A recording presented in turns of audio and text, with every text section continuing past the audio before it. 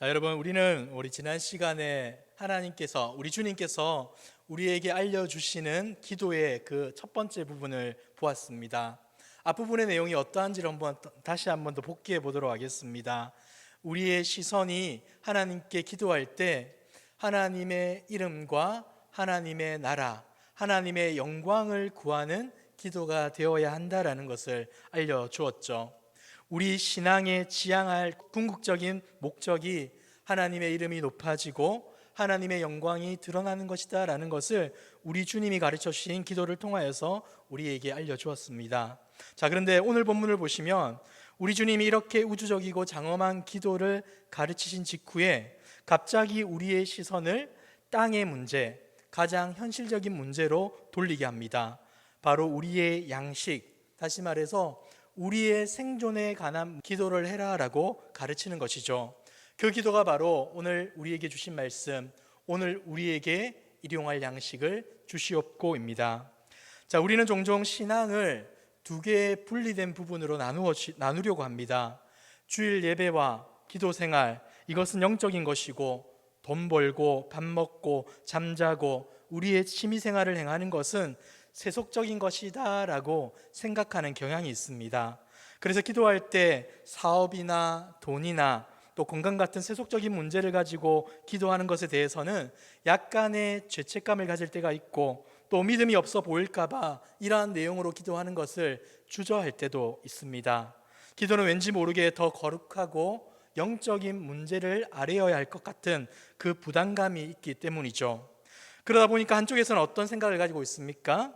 모든 물질적 부여는 하나님의 축복이니 그 축복을 구하는 것이 당연하다, 번영 신학을 주장하는 사람들이 있습니다. 그리고 다른 한편에서는 물질을 구하는 것 자체는 세속적인 것이기 때문에 이러한 것을 구해서는 안 된다라고 하면서 극심한 경건주의에 빠져서 이러한 것들을 자제하게끔 만드는 사람들도 있습니다. 여러분, 우리 주님은 어떻게 생각하실까요? 우리 주님은 이 두 극단을 모두 거부하시고 가장 균형 잡힌 기도의 모범으로 우리를 가르치십니다. 하나님의 거룩한 이름을 불렀던 그 동일한 입술로 우리에게 필요한 양식을 구해라 라고 말씀해 주고 있습니다. 주님께서 가르쳐 주신 이 기도라는 것은 우리 기독교 신앙이 결코 현실과 동떨어진 추상적인 관념이 아님을 우리에게 알려주고 있다는 것이죠. 하나님의 나라는 우리 영혼의 구원뿐만이 아니라 우리의 굶주린 배와 고단한 육신을 돌보시는 구체적인 현실 속에서 임하게 된다라는 것을 알려주고 있습니다. 자, 여러분, 오늘 말씀을 우리가 살피기 전에 이 기도의 말씀을 들었던 그 2000년 전 갈릴리 사람들을 한번 떠올려 봅시다. 그들은 어떤 삶을 살아갔을까요? 모르긴 몰라도 그들 대부분은 로마의 압제 가운데서 가난 속에 살아갔을 겁니다. 하루 벌어 하루를 살아가는 사람들이 많이 있었을 것인데, 그런 사람들에게 오늘 먹을 양식이라는 것이 무엇이겠습니까? 그저 관념적이고 상징적인 표현일 수가 있겠습니까? 결코 그렇지가 않을 겁니다. 가족과 개인의 생사가 걸린 절박한 현실에 해당합니다. 오늘 일하지 못하면 가족들이 굶어야 했기에 그들에게 이 기도는 눈물 없이 드릴 수 없는 생존의 부르짖음이라고도 볼 수 있는 것이죠. 오늘 우리가 이 짧은 기도 속에 담긴 하나님의 마음을 한번 묵상해 봅시다. 이 기도를 통하여서 단순히 음식을 구하는 것을 넘어서 하나님과 우리가 어떠한 관계 가운데 있는지, 물질을 어떻게 이해해야 하는지, 그리고 이웃과의 관계 속에서 우리가 어떠한 삶을 살아가야 하는지에 대해서 한번 생각해 보도록 하겠습니다. 바라옵기는 말씀을 통해 우리가 무심코 외우던 이 기도가 살아있는 능력이 고백이 되고 우리의 삶 전체가 하나님께 의탁되며 그 안에서 참된 평안과 기쁨과 만족을 누릴 수 있는 은혜의 시간이 되기를 주님의 이름으로 축복합니다. 자, 우리 첫 번째로 한번 살펴볼 것은 이것입니다.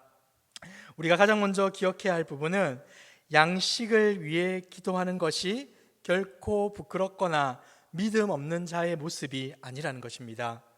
오히려 이런 기도는 하나님께서 기뻐하시는 매우 중요하고 올바른 기도인데 왜 그렇겠습니까? 오늘 본문이 그 해답입니다. 우리 주님께서 일용할 양식을 위해서 기도하라고 가르쳐 주셨기 때문이죠. 그리고 아래와 같은 세 가지 이유도 포함되어 있습니다. 첫 번째는 하나님은 우리의 영과 육 모두를 창조하셨기 때문입니다. 기독교 신앙은 영은 선하고 육은 악하다라고 보는 이원론적인 사상을 철저하게 배격합니다. 여러분, 창세기 1장을 한번 떠올려 보십시오. 하나님께서는 자신의 선하신 능력으로 모든 물질 세계를 만드시고 이렇게 선포하셨죠. 보시기에 심히 좋았더라. 그리고 하나님은 우리를 영적인 존재로만 창조하지 않으시고 음식을 먹어야 힘을 얻고 잠을 자야 육신이 회복되는 육신을 가진 존재로 만드셨습니다. 그러므로 우리의 육신을 유지하고 돌보는 것은 하나님의 창조 질서를 존중하는 거룩한 행위에 해당한다고 볼 수 있는 것이죠. 육신의 필요를 채워달라고 하나님께 기도하는 것, 너무나 당연하고 마땅한 일이라고 볼 수 있는 겁니다. 또한 예수님은 기도의 대상을 어떻게 말합니까? 하늘에 계신 우리 아버지라고 부르게 하셨습니다. 하나님과 우리의 관계가 어떻다는 겁니까? 아버지와 아들, 아버지와 자녀의 관계라는 것이죠. 마태복음 7장에 보시면 예수님은 이렇게까지 표현합니다. 우리 7장 9절에서 11절인데 조금 길지만 같이 한번 읽어보겠습니다. 시작. 너희 중에 누가 아들이 떡을 달라 하는데 돌을 주며 생선을 달라 하는데 뱀을 줄 사람이 있겠느냐? 너희가 악할지라도 좋은 것으로 자식에게 줄 줄 알거든 하물며 하늘에 계신 너희 아버지께서 구하는 자에게 좋은 것으로 주시지 않겠느냐? 아멘. 여러분, 이 본문을 조금 오해하시면 안 됩니다. 이 땅에 있는 아버지들, 어머니들이 자녀들에게 사랑을 베푸니까 하나님도 그렇게 사랑을 베푼다라고 생각하시면 이 본문을 잘못 아는 겁니다. 오늘 본문을 보시면 이 땅에 있는 악하고 나쁜 부모들도 어떻게 한다는 겁니까? 지 자식은 소중히 여기고 아낍니다. 사람마다 차이와 그 구분은 있겠지만 그럼에도 불구하고 아들, 딸을 애정하며 그들에게 좋은 것을 주려고 힘씁니다. 하지만 그 인생의 부모와 하나님 아버지와의 관계는 어떻습니까? 감히 비교할 수 없는 큰 간극이 있지 않습니까? 그러한 하나님이 우리를 사랑하신다면, 그러한 하나님이 우리를 자녀 삼아 주신다면 우리가 기도할 때 하나님이 우리의 기도에 응답하는 것, 우리의 필요를 채워주는 것 당연하지 않겠느냐라고 말씀해주고 있는 겁니다. 자녀가 부모에게 배고프다고 필요한 것이 있다고 말하는 것이 당연한 권리이자 신뢰의 표현인 것처럼 우리가 일용할 양식을 위해 하나님 아버지께 기도하는 것 역시 하나님을 내 삶을 책임지시는 아버지로 여기고 있다는 믿음의 표현에 해당한다라고 말씀해주고 있는 겁니다. 기도하지 않는다는 것은 어떤 의미입니까? 하나님을 믿지 않는 것이고 하나님을 나를 책임져 주시는 아버지로 생각하지 않는다는 의미가 된다는 것이죠. 때문에 우리는 반드시 기도해야 하는 것입니다. 하나님은 우리의 필요를 채우시는 아버지이시라는 겁니다. 또한 한 가지를 더 생각해 보겠습니다. 하나님께서 우리의 육신과 물질적 필요를 얼마나 중요하게 생각하는가를 알 수 있는 가장 강력한 증거가 있는데 그것은 바로 예수님이 이 땅 가운데 오셨다는 겁니다. 다르게 조금 유식하게 표현하자면 예수님의 성육신 사건이라고 볼 수 있겠죠. 예수님은 참 하나님이시지만 동시에 참 사람으로 이 땅 가운데 오셨습니다. 말씀이 육신이 되어 우리 가운데 거하신 예수님은 친히 배고픔을 느끼셨고 피곤하여 주무셨으며 목마름을 겪으셨습니다. 슬픈 가운데 눈물로 기도하셨고 우리가 느끼는 고통과 아픔을 모두 느끼셨습니다. 예수님은 우리의 현실적인 고통과 필요를 누구보다 잘 아시는 분이라는 사실이죠. 그러므로 여러분, 더 이상 필요를 위해 기도하는 것에 대해서 죄책감을 가져서는 안 됩니다.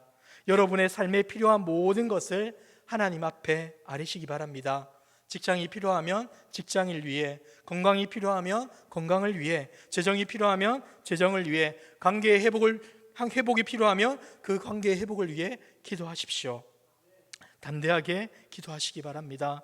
하나님은 우리의 영적 성장뿐 아니라 우리 삶의 현실적인 문제에도 깊이 관심을 가지고 계시며 우리가 그 모든 문제를 가지고 하나님께 나아오기를 원하십니다. 왜냐하면 그분이 우리의 아버지 되시기 때문이죠. 자, 여러분, 우리가 첫 번째 단락을 통하여서 일용할 양식을 위해서 기도하는 것, 우리의 필요를 위해 기도하는 것이 올바른 기도다라는 사실을 깨닫게 되었습니다. 자, 그렇다면 다음으로 주목해야 될 부분이 있을 겁니다. 그것은 바로 기도의 초점입니다. 우리의 기도는 단순히 필요한 것 자체에 머물러서는 안 될 겁니다. 오히려 그 필요를 공급하시는 하나님께 주목하고 그 하나님을 바라보는 삶을 살아야 한다는 것이죠. 여러분, 앞에 그림 한번 보실까요? 자, 이 그림 볼 때 여러분, 안에 금붕어가 있습니다. 이 금붕어의 관심은 어디에 있을까요? 먹이에 있을까요? 먹이를 주시는 주인에게 있을까요? 먹이에 있죠. 그런데 우리가 볼 때 이 금붕어가 관심을 보여야 될 대상은 무엇입니까? 먹이입니까? 먹이를 주는 주인입니까? 주인이죠. 주인에게 관심을 줘야 하고 주인이 나에게 먹이를 준다는 사실에 감사해야 하는 것이 마땅합니다. 일용할 양식을 달라는 기도는 내 삶의 모든 필요를 아시고 그것을 채우시는 분이 오직 하나님 한 분이심을 인정하는 위대한 신앙 고백과 함께해야 하는 것입니다. 그러나 우리는 이 사실을 너무나 쉽게 잊어버리지 않습니까? 하나님보다 내 통장의 잔고를 더 의지하고 안정적인 직장과 내가 쌓아둔 재산을 내 삶의 나일강으로 여기고 살아갈 때가 얼마나 많이 있습니까? 그것이 마르지 않으면 내 인생 안전할 거야 라고 착각하며 살아갑니다. 그러나 여러분, 누가복음 12장에 나오는 어리석은 부자의 모습을 한번 떠올려 보십시오. 그는 엄청난 수확을 거두고 나서 이렇게 말했습니다. 누가복음 12장 19절입니다. 같이 한번 읽어보도록 하겠습니다. 시작.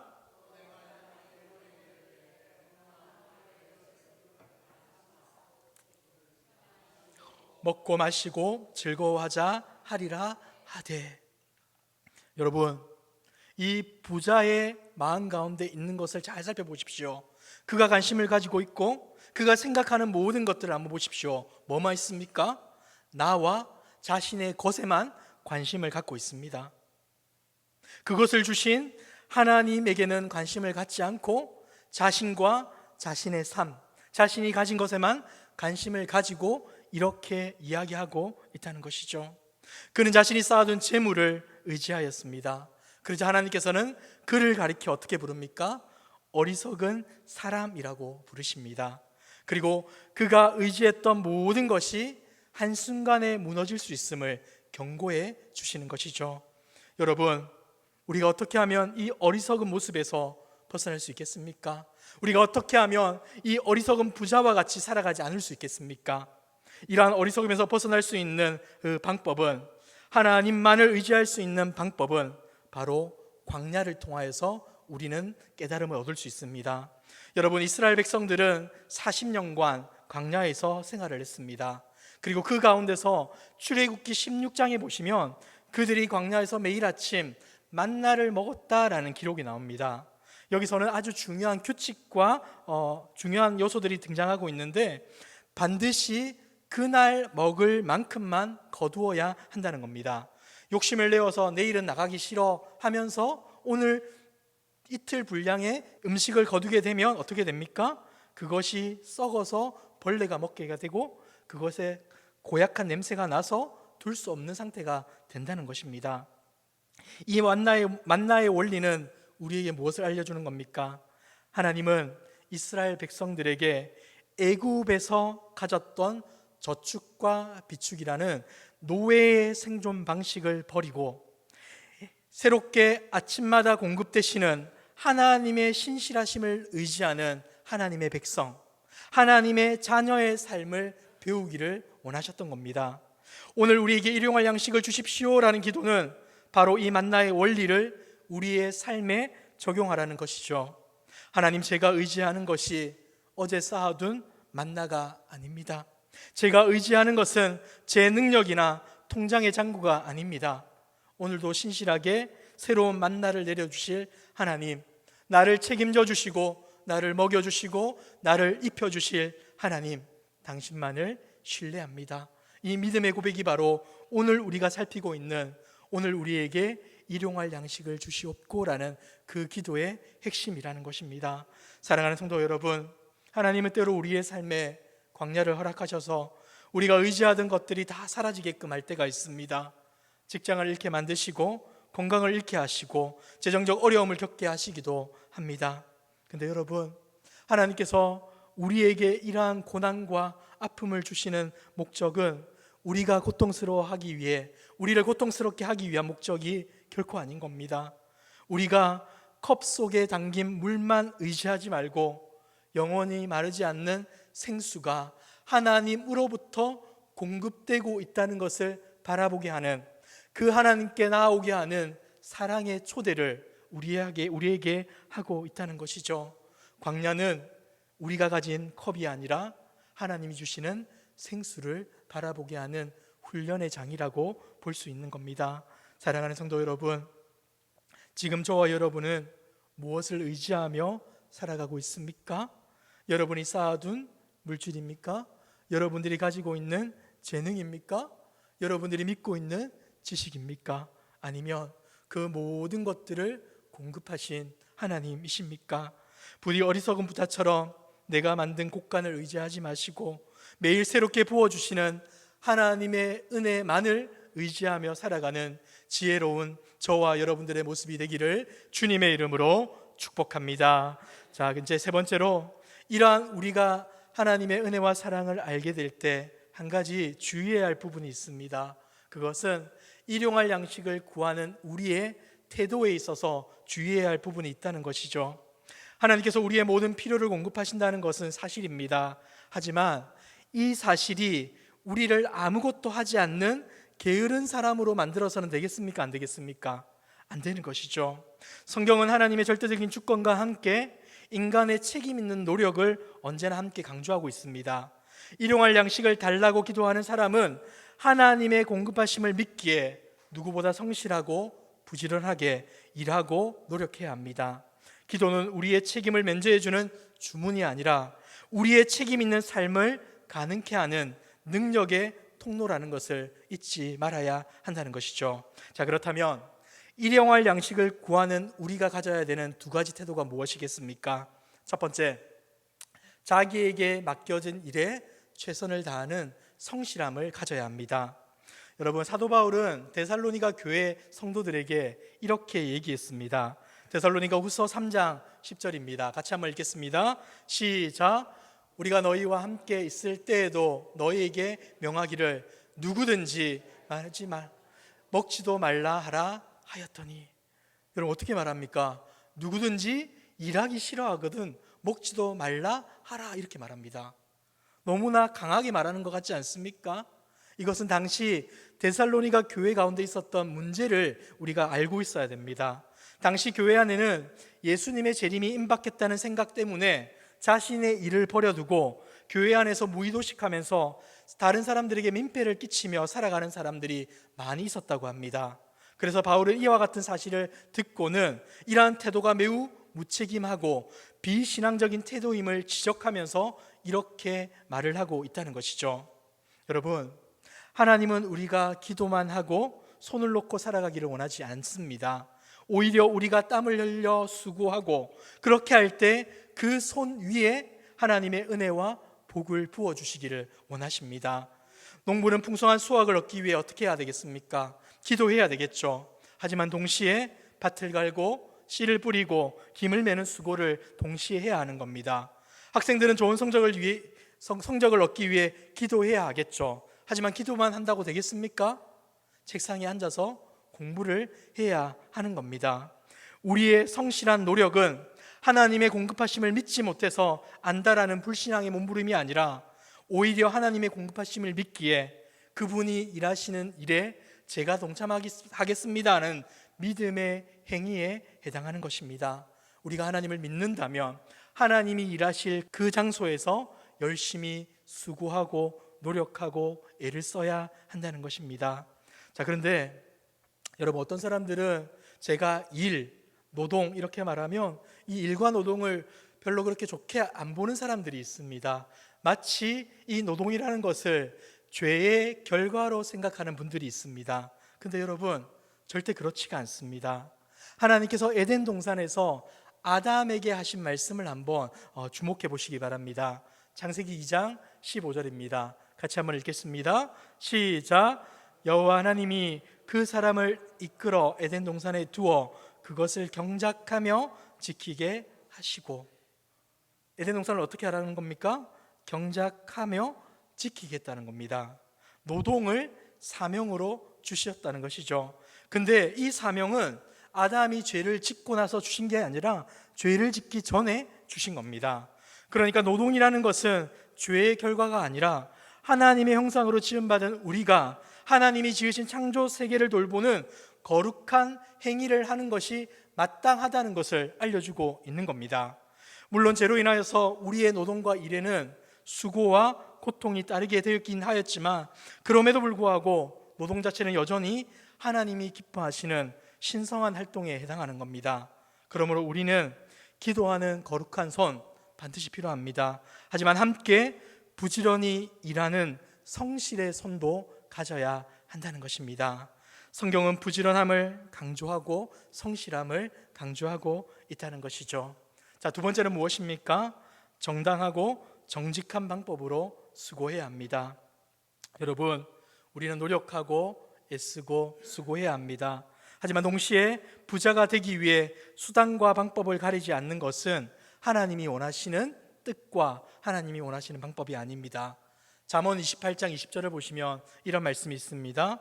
충성된 자는 복이 많아도 하나님의 뜻과 하나님의 방법대로 일하는 자는 하나님의 복이 있다라고 얘기하시는 것이죠. 하지만 속히 부하고자 하는 자는 형벌을 면하지 못하리라고 경고하십니다. 하나님이 공급하심을 믿는 사람은 다른 사람을 속이거나 불의한 방법으로 이익을 취하거나 노동의 대가를 정당하게 지불하지 않는 방법으로 자신의 배를 채우려고 해서는 안 된다라고 말씀해 주고 있습니다. 하나님은 우리가 얼마나 많이 벌었냐 보다 어떻게 벌었냐에 더 주목해서 우리를 보십니다. 정직하게 땀 흘려 번 돈이 비록 적을지라도 하나님은 그 작은 것을 통해 우리를 먹이시고 입히시며 우리의 삶을 아름답게 빚어 가십니다. 그러나 불의한 방법으로 쌓은 재물은 결국 모래 위에 지은 집처럼 금방 무너지게 될 것입니다. 그러므로 우리가 일용할 양식을 주시옵소서라고 기도하는 것은 우리의 삶의 현장에서 정직과 성실로 일하겠습니다라는 그 믿음의 고백이 포함되어 있는 것입니다. 세상 사람들과 똑같이 속이고 경쟁하는 방식이 아니라 하나님의 자녀다운 거룩함과 정직함으로 우리의 일터에서 하나님의 자녀다운 빛을 내며 살아가는 그것, 이것이 바로 하나님의 은혜를 받은 우리가 세상을 살아가는 아름다운 방식이다라고 알려주고 있는 것입니다. 자, 이제 마지막으로 이것을 보도록 하겠습니다. 이제 우리는 이 기도가 담고 있는 가장 도전적인 원리를 한번 살펴볼 텐데, 그것은 바로 부의 축적이 아닌 이웃의 필요를 구하는 자가 되라라는 부분을 한번 살펴보도록 하겠습니다. 여러분, 오늘 이 기도의 목적이 무엇일까요? 기도의 목적이 무엇입니까? 나 혼자 부자 되어 편안하게 살기 위해서입니까? 아니면 다른 사람보다 더 나은 삶, 다른 사람이 부러워하는 떵떵거리는 삶을 살기 위해 하나님께 이와 같은 기도를 해야 하는 겁니까? 이 모든 것들은 이유가 될 수 없습니다. 오늘 기도를 다시 한 번 더 보시기 바랍니다. 오늘 나에게 일용할 양식을 주옵소서라고 하지 않고 오늘 우리에게 일용할 양식을 주시옵고라고 기도합니다. 이 우리라는 한 단어가 이 기도를 개인의 이기적인 욕망을 채우는 기도에서 하나님 나라와 공동체를 세우는 위대한 사랑의 기도로 바꾸어 놓는다는 것이죠. 여러분, 내 옆에 있는 형제가 굶주리고 있고 아파하고 있고 힘들어하고 있다면 우리는 어떻게 해야 되겠습니까? 그들을 살피고 돌보고 그들을 위해 기도해야 되는 것 아니겠습니까?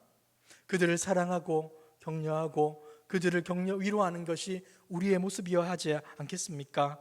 왜냐하면 내 옆에 형제가 굶주리고 있다면 그것은 그만의 문제가 아니라 바로 우리의 문제이기 때문입니다. 사랑하는 성도 여러분, 하나님께서 왜 어떤 사람에게는 더 많은 물질을 허락했을까라는 궁금증이 생기지 않습니까? 그 사람 혼자 잘 먹고 잘 살려고 주신 것 결코 아닙니다. 하나님께서 나에게 더 많은 것을 주셨다면 그것은 나를 창고로 삼으신 것이 아니라 통로로 삼으셨다는 증거입니다. 나를 통해 아직 하나님의 은혜와 공급을 받지 못한 다른 사람들에게 하나님의 공급하심을 흘려보내는 축복의 통로가 되라라는 사명을 우리에게 주신 것이죠. 이 원리를 가장 궁극적으로 보여준 공동체가 있습니다. 바로 사도행전에 나오는 예루살렘 초대교회의 모습입니다.